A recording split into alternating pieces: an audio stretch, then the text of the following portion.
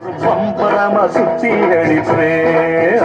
உங்க பாட்டனுக்கும் கற்று கொடுப்பேன் சாந்து போட்டு ஒரு சந்தன போட்டு எடுத்து வச்சுக்க மாமா பூ முடிச்சு ஒரு சேலைய கட்டு இனி நீ வேட்டிய கட்டிக்கலாமா